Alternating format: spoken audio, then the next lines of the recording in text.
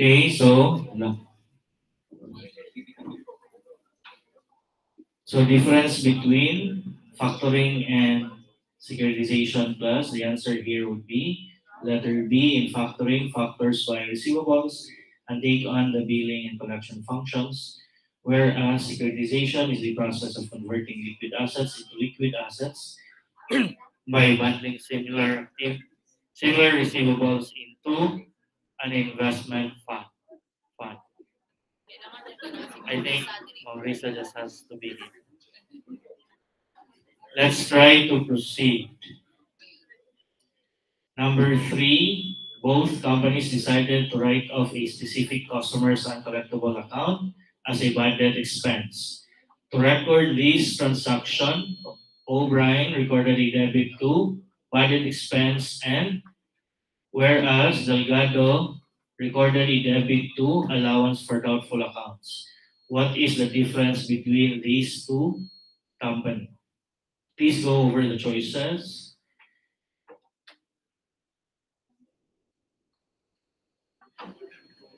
The answer here would be letter A. O'Brien uses the direct write-off and Delgado uses the allowance method. So again, if you are to write off class under the allowance method, what is our entry? Debit, allowance for doubtful accounts, and credit the accounts receivable. But in direct write-off class, obviously, you do not have the allowance account. So where will you charge the accounts to be written off? It would be charged directly to your receivable, and you will have to recognize a doubtful accounts expense or bad debts expense. Okay, so, but again, direct write-off method is not allowed.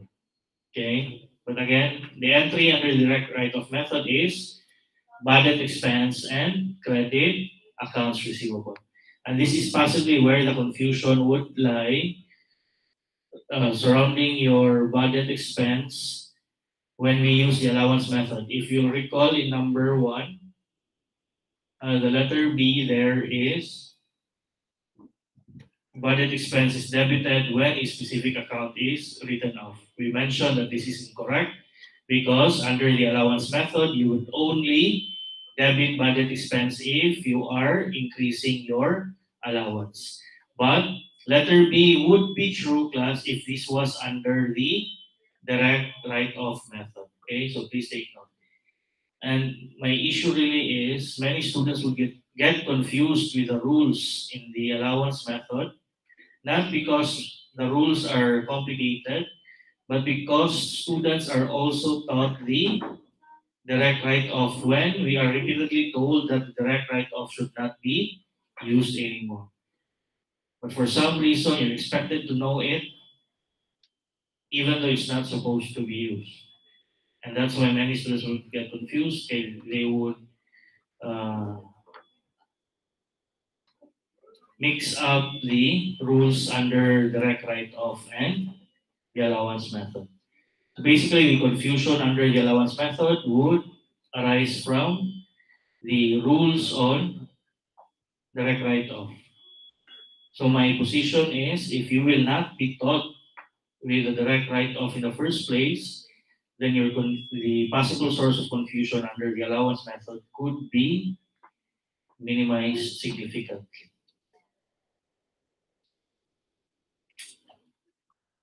Anyways, you're expected to know it, even though it's not supposed to be used.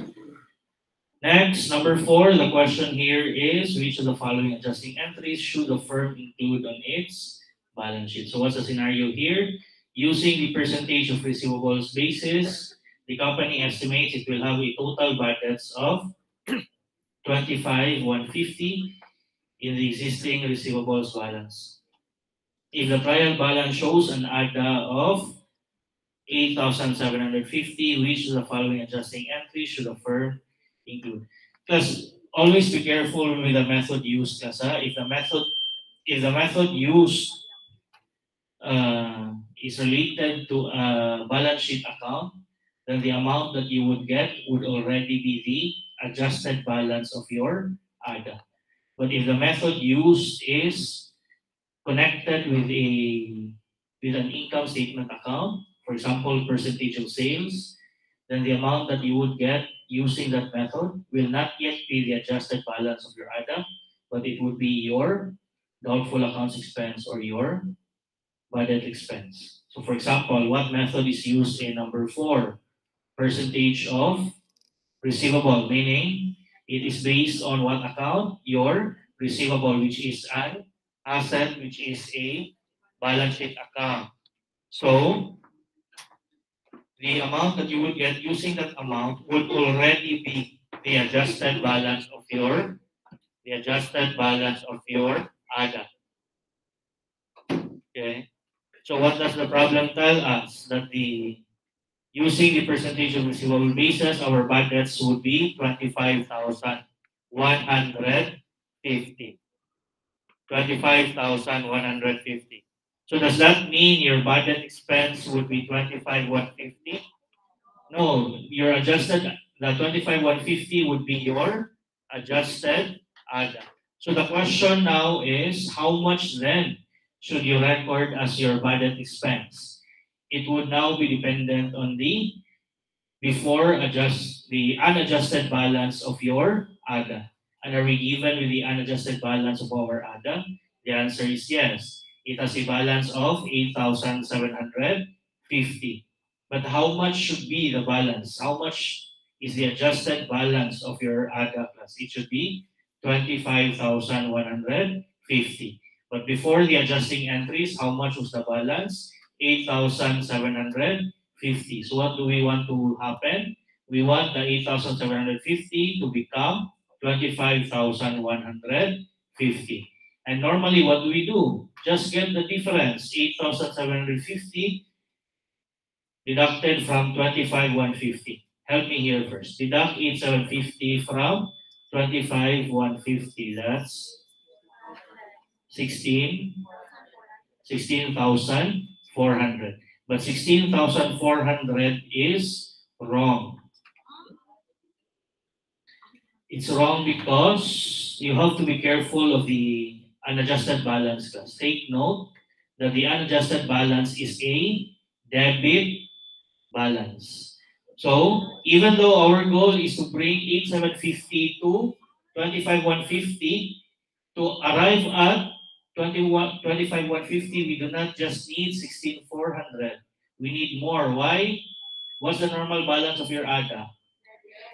Credit. But what's the unadjusted balance? Debit. Okay, so you can treat the debit balance as a negative amount and then your target ADA as a positive amount.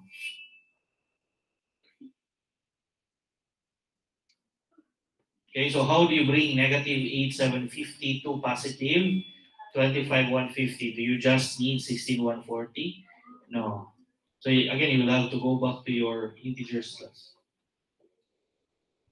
So you can maybe ask help from your siblings, younger siblings. So how do you get to positive 25,150 from negative 8,750? You would actually end up adding the 8,750 with the 25,150, which should be 33,900. Okay, so the entry now would be to debit budget expense 33,900 and to credit allowance for doubtful accounts in the amount of 33,900. With this adjusting entry, what would be the balance of your ADA afterwards? It will be 25,150. Okay. So what do we have to change in the problem? So basically, number 4 kasi is not the basic scenario. Normally, the basic scenario is your unadjusted ADA is credit and we just want to bring it to a higher amount. So to do that, you just get the difference. But here, we need a lot of budget expense because our ADA has a negative balance. What do we mean when we say our ADA has a negative balance? If each unadjusted balance has a debit balance. Okay, so what do we have to change in question 4 to make it so that the answer would be letter A? A credit balance of 8,750. So is it possible that that will be the one that will come out in the exam? The same problem, except of a debit balance, it would be a credit balance. And will that scenario actually be easier or simpler? The answer is yes. So you're expected to get it right. So we're going to edit number 4 to make it simpler. But the problem now is all you will do is just remember the answer in the handouts. You will not bother reading the problem anymore. Then you would say, oh, this is familiar. The answer here would automatically be letter B. Even though I'm telling you that if this comes out, the debit balance will be changed to credit. And your answer would still be letter B. And that's why you would get it wrong. And the problem with this kind of mistake, class, the problem with this kind of mistake is you'll go out of the room thinking you got this right. So you will really have a hard time of correcting your error, class. Okay? You would think you got it right. It just came from the handouts. I did not even solve it. You wasted time on that question. I just took 3 seconds looking at that question. And it's not even that it's a surprise. I'm telling you in advance. If this will come out, I'll change the debit to credit. And that would actually make the problem simpler, more straightforward. Okay? Problems with the debit balance to your ATA would actually be considered a tricky problem already. Okay. Next, number 5. Please answer number 5. The question here is, which company should record the highest amount of budgets? Okay, 4 companies are trying to estimate their budget expense using the percentage of receivable basis, assuming each company has a similar total accounts receivable balance and a similar estimated percentage collectible for the number of past days. Which company should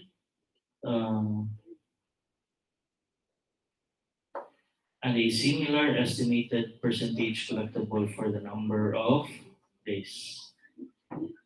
Okay, so it's important for us to understand the given also, class. Are the percentages the degree of collectability, class? Di ba when you prepare an aging schedule, you categorize your receivables based on age and you assign a percentage of collectability or percentage of uncollectability. And all we do is multiply the receivables with the corresponding percentage. So some of you might think that that is what is happening in problem 5, that you are being given an aging schedule of your receivables. That is not the case. What then are the percentages given here? It's actually the distribution or allocation of your total receivables. Okay? So, for example, company 1, under not due, you have 45%. Does that mean 45% of those that are not due are not collectible? The answer is no. What does that mean? Out of your total receivables, 45% will fall under not due. Okay? If you total all percentages for company 1, it will add up to 100%. Because again, what do these percentages represent us? They represent the distribution or allocation of your receivables based on their age. For company 2, you have 25% throughout the 4 categories. What does this mean? That for the first category, it represents 25% of your total receivables. The same for the second, third, and fourth. For company 3, what does this mean? The 15% there, the 50% of your receivables are not yet due. And if you see there the 60%, it means that 60% of your receivables are over 60 days past due. So basically, this is not an issue on computation, class. This is more of an understanding. Where will your uncollectible accounts come from? Would it mostly come from accounts that are not yet due? Would it come from those that are just 30 days past due? Would it come from those that are past due for 31 to 60 days? Or do we expect it to come from the very old receivables? It would definitely come from your old receivables. The fact that they are over 60 days past due, it would only increase the chances of these receivables of not being collected. So the question is, which one will have the highest amount of budget expense? We would say that it is the company that has very high, that has a lot of receivables that are overdue. And not just the overdue, but those that are over 60 days past due. And out of these four companies, which one has the highest amount of receivables that are over 60 days past due? It would be company 3. So we would expect company 3 to have the highest amount of budget expense. So the answer here would be letter C. So again, first reminder lang, do not get confused. The information given in number 5 is not an aging schedule. It's an allocation or distribution schedule of your receivables. Now, why are we able to arrive at that conclusion even though we do not know the exact amounts of the receivables? Because what does the problem tell us? Second sentence, assuming each company has a similar total accounts receivable. So even without knowing the amounts, since they have comparable total amounts, we would know that company 3 has the highest portion of its receivables that are under the over 60 days past due. And we expect these accounts to have the highest chance or percentage of uncollectibility. So again, the answer here would be letter C. Number 6, because the blank, because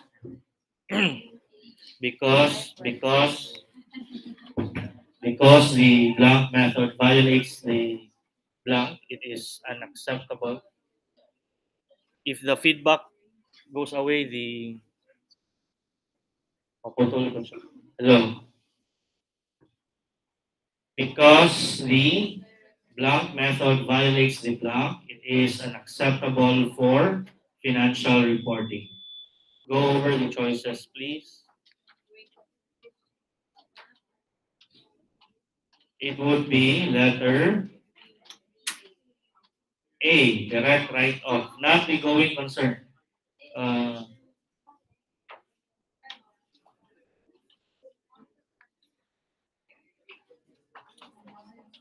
Because if you do not record budget expense, if you only record budget expense the moment they are written off, then you will not be able to achieve proper matching of expenses and revenues. You would only be able to report the budget expense in a period in which the related sale is no longer recorded. So for example, the sale happened this year. When? December this year. When do we expect the account to be collected? Next year. If it turns out it will not be collectible, when do we expect to know that? It would be next year or in the subsequent years. If you do the direct write-off method, when will you record the budget expense? Only on the year in which you will actually write it off. So if in our example, it would be the subsequent year. But the receivable that is written off, it arose from what transaction? Sales. When did the sales happen? It happened this year. So to apply proper matching, if the sales happen this year, the related expense, even if it's just an estimated amount, should also be reported this year. That's why we use the allowance method. Under the allowance method, even if these estimated amounts will not be written off this year, the related expense will already be reported this year, so that it will be reported in the same period in which the related revenue is reported also. Okay, so the sales is this year. Normally, the write-off will happen few years after. If you use the direct write-off, then the expense related to the write-off will only be recorded on that year, on the year of write-off.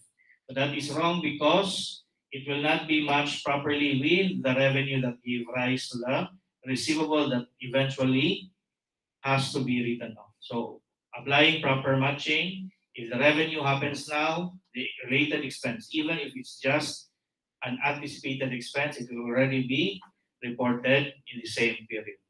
Okay, so that's why the going concern, under the going concern, the going concern should not be the answer here because it's more on the life of the company and it's not related to the rules on write-offs. So the answer here would be letter A. Number 7, when a company collects on an account after writing it off as uncollectible, it makes one journal entry. Okay. Reversing the entry made when writing off the account. What entry did we prepare when we write off the account?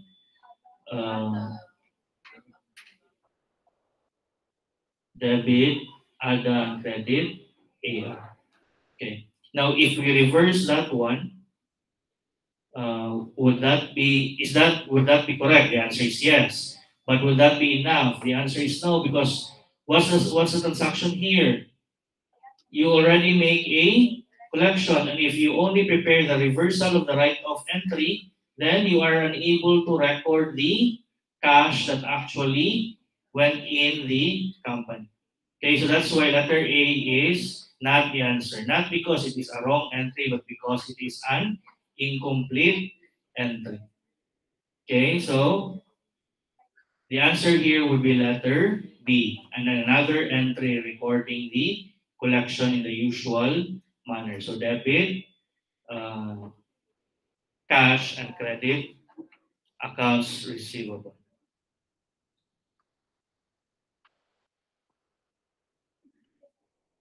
Okay, but if you prepare a compound entry class, especially in solving problems, you don't have to prepare these two entries. If you just prepare one compound and not compound, if you prepare a simplified entry, what would be the entry? It would simply be debit, cash, and credit, allowance for doubtful accounts. Again, when you write it off, what's the entry? Debit, ADA, and credit, AR. When it is eventually collected, if you previously written off receivable is subsequently collected, what's your entry? You reverse the entry writing of the receivable. So you now debit AR, you establish the AR, and you return the charges to the ADA. So debit, AR, credit, ADA. But since you will have to record the collection, what is the entry for collection of receivable? Debit, cash, and credit, AR. So to simplify, a single entry could be prepared, debiting, cash, and crediting, allowance for doubtful accounts. Okay, but since that is not among the choices, the answer here would simply be letter B. Number 8. Okay, another tricky question. Why do we say it's a tricky question? Because the balance of your ADA is a debit balance. Because again, supposedly, what's the normal balance of your ADA? Credit. Okay. So what happened here? A review of the accounts receivable aging schedule results in 7,100 of estimated bad debts. Because if you use aging of your receivables class, what account is being used as basis? Aging of receivables. So what account is used? Receivable. Accounts receivable. And what kind of account is your accounts receivable? Asset. And that means it is a balance sheet account. And as what we mentioned before, if it is based on a balance sheet account, the amount that you would get would it be the expense or will it already be the balance of our ADA? Balance of our ADA. So the 7,100 should now be the balance of our ADA, or our adjusted balance should be the 7,100. In other words, the target balance of our adjustments should be 7,100. But how much was the unadjusted balance? 4,100. So what's our goal? To bring the 4,100 to 7,100. Okay, and how much is the difference between 4,100 and 7,100? 3,000. But why is letter C wrong?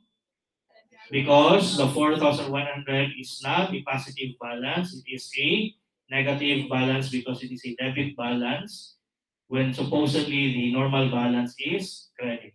So the analysis here really is how do we bring negative 4,100 to positive 7,100. Okay, so you would actually end up adding 4,100 and 7,100. That will give you 11,200. So that's why the answer here will be letter B. That's it. Okay, so you will look at the problem. You will say this is different from the questions you encountered earlier. You would get intimidated, but actually the problem is very simple, which is true to the questions that could be asked in the exam and even in the CMA exam class. So again, what do we have to change in question number 8 so that the answer would be letter C class? Change the 4,100 debit balance to a credit balance. Now what would be the question? Sorry, what do we have to change in number 8 so that the answer would be letter A? What do we have to change in the problem so that the answer now would be letter A? You change the method used. You change it to a method that is based on